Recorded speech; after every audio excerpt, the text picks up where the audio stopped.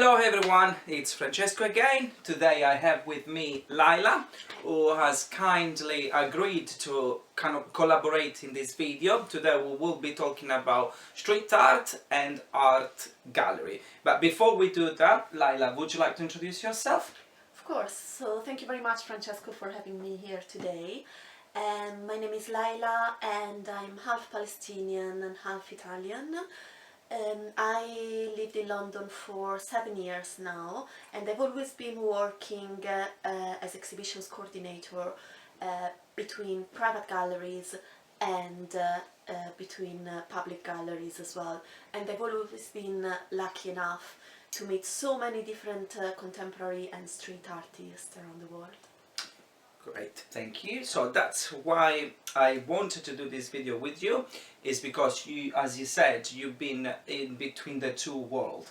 We have the street art, which is born as a free movement where people were mainly illegally going and expressing themselves in the street, taking the risk. So basically a world where there are no rules. And also we have, on the other hand, on the opposite hand, we have art and art gallery, where is actually everything about rules. Now, what I want to ask you is, if we think about street art and art gallery in its sense, do you see any connection between the two? I certainly do see connections between street art and the contemporary art galleries. The first connection that I see is a connection related to the art market. Is basically because street artists as well as contemporary art galleries, they both need to survive. They need to survive in a very expensive city and in a very challenging world as well, that requires artists to have money and to invest money in their own art in order to survive. So this kind of relationship can be dangerous as well, because I do believe that street art, as you mentioned, was born as a form of freedom and communication, and when street art meets the contemporary art galleries, this creativity kind of tend to die, really, because it goes against the motivation of when street art was born for. So street art was born outside, it was born on the street, it was born on the walls, and it was born for everyone to be enjoyed, no matter if those people are interested in art, and no matter if those people are art dealers or are artists themselves. Street art is something that is visible to everyone in the world. Thank you, Laila. So yeah, that, as you said, and I appreciate that you brought that up, because I understand there are bills to pay, you have to survive, but we are seeing a real danger. Because especially in London, with the gentrification and street artists becoming famous, we see less of street art in its pure form, which means that many artists today's day, they are only going and doing stuff if they get paid, basically.